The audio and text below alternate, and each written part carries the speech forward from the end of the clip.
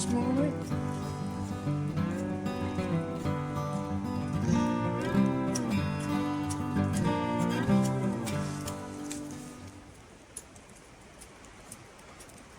Well, it's looking better than the first one we did. Is it? Yeah. In what way better? It looks wider. Does it? Yeah, and just it looks more robust for some reason. Right. The calculations are correct, that should go in.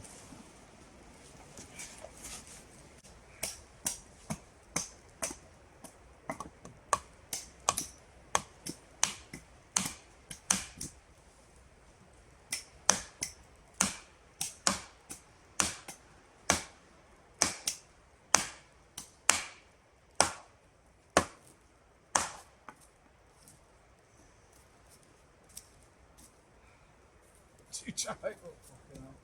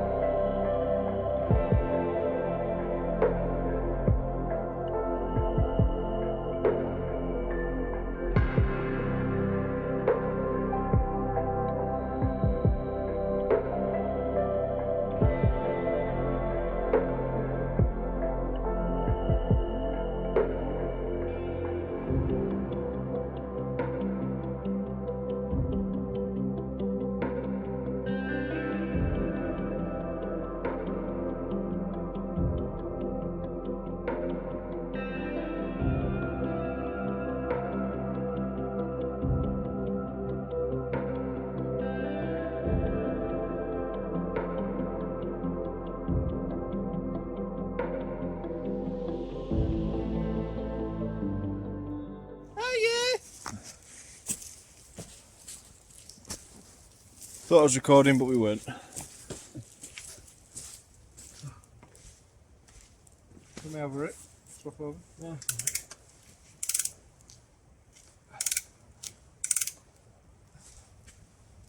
Right, you've just come through the actual. Right.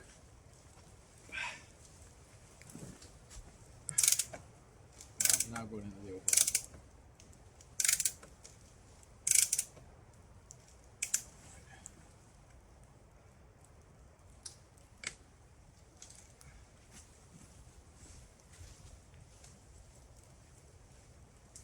Take that off.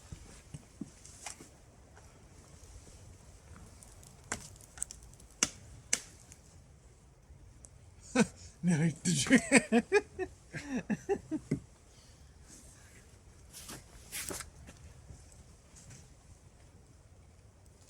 a bit of an upward angle, am I? You take it.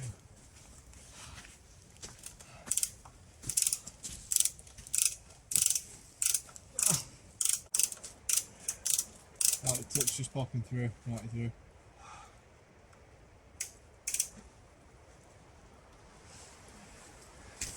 Never send a boy to do a man's job. That's what she said.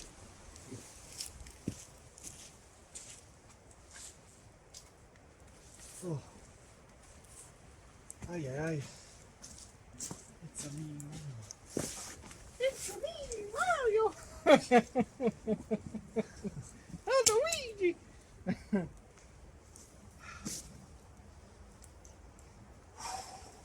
Ay, caramba.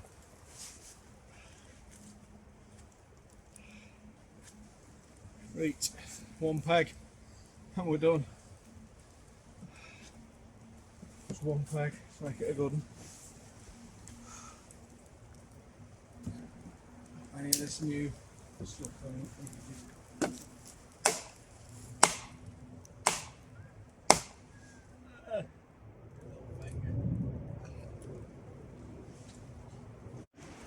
Phew. That was a lot more work than I remember it being. Took us all day last time to do the other one. Yeah. Well, there you go, guys. Now move the ladder so it's more central. We might have to tie some of the rungs on because the pegs aren't brilliant. Everything's wet and they just keep popping out, sliding out. So just gonna have to tie some of them on. Some of them are okay, like this. Some of them are quite strong, but this one we've just tried putting on, it's a bit loose. So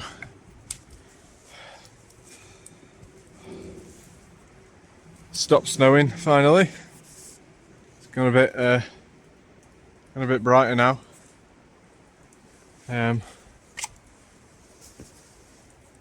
Whew. Pre-tied corners up.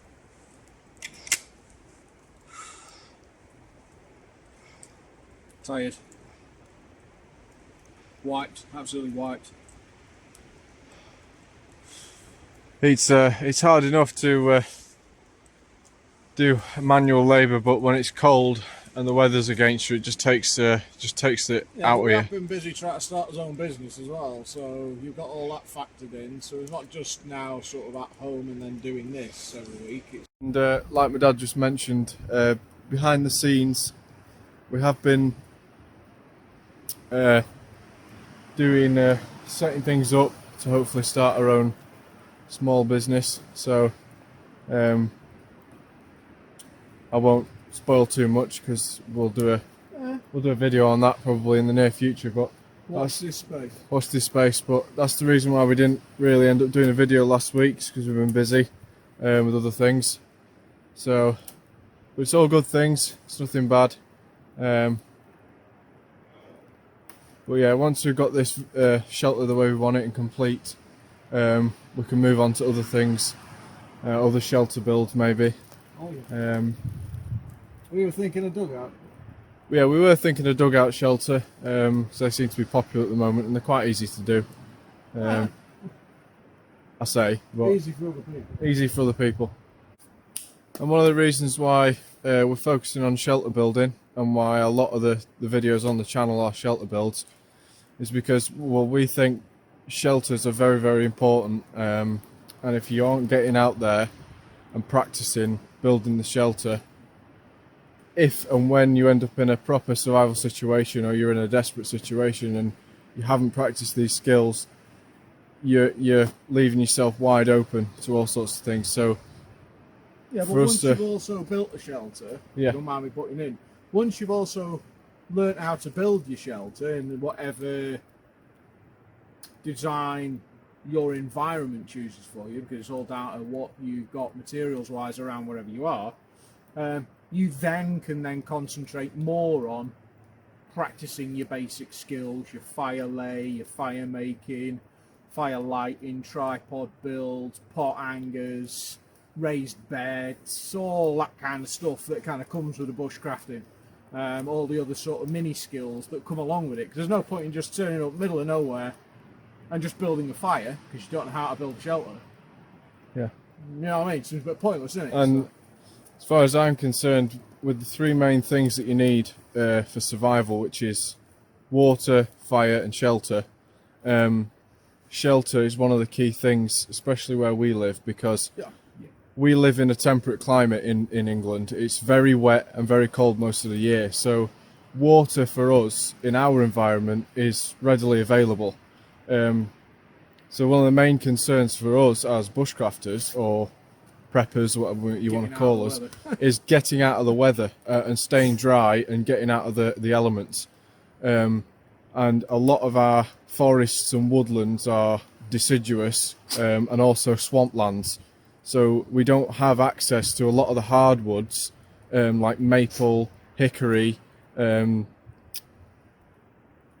oak, beech, things like that. That We used to have lots of oak. yeah, that a lot of other people have access to. So all we've really got to work with is pine forests.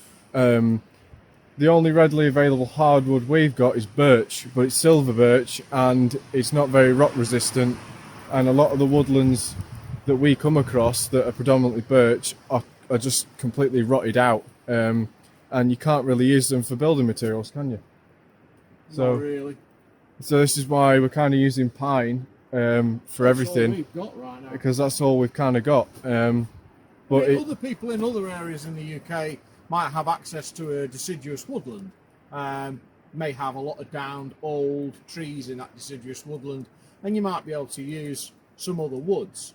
But predominantly in the UK, wherever you go, there's guaranteed to be a pine plantation. I think, you know, everybody's, well, it's good to show people different types of shelters. yeah, Instead of just building one shelter, setting up camp, and then spending a year filming all sorts of other bits and bobs at that one camp, and that's it, and you're never seeing anything different, we just thought we'd be a little bit different and show loads of different shelters from beginning to end, didn't we? You know, A-frame, whatever. You know, you've seen the previous house kind of build that we've done like a proper hut. This is a treehouse one, which we've never ever done one up off the ground, which helps those that live in mainly wetlands and swamplands, as we've already pre-mentioned, getting up off the ground out of the wet.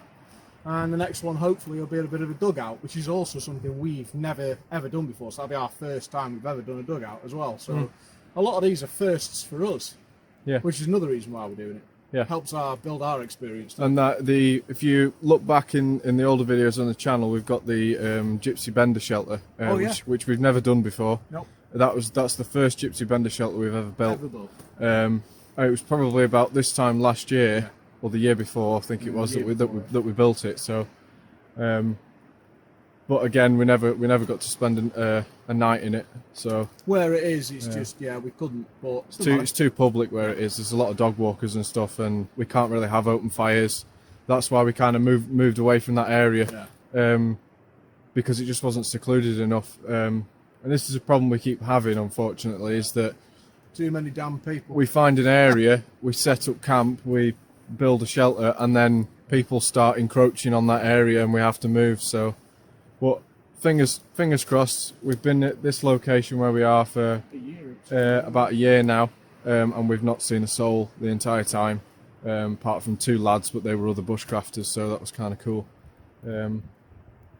So yeah, but bear with us, guys. I know these shelter builds can be long and drawn out, but when you're in the field and you're actually building it, it doesn't take 5 seconds to do half the things that we have to do. It takes hours just to do a simple task, because we're having to use all manual tools.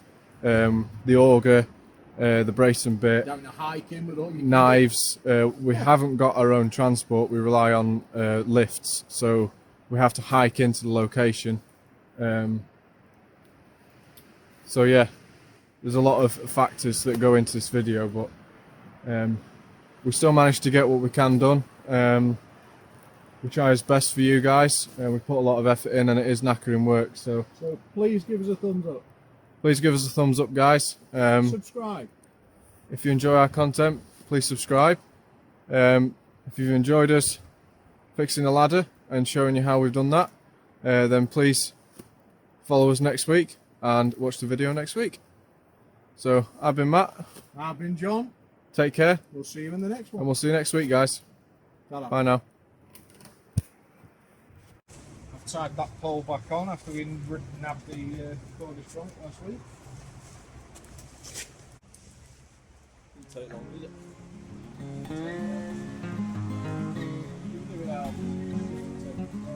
Yeah, it's a lot easier to get up and down that. Yeah? Now that it's not completely vertical. That's what I mean. You'll find just that little bit feels a little bit easier to get up and around.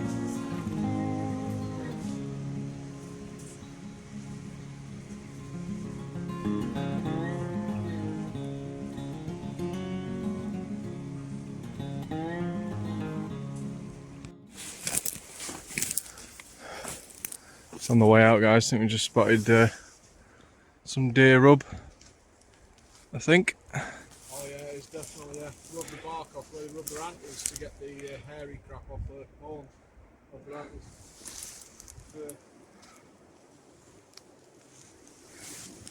Yeah, we just spotted. Oh yeah, we on the way in, just down there.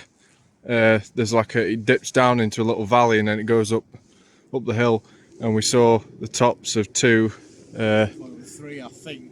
I saw two, but just flitting past, weren't they? Yeah, they're just running up the hill. They So must have heard us. We'd speak to them and jump off. They went to go. Damn good hearing. But yeah, it's there are deer up here. They're just hard to sneak up on.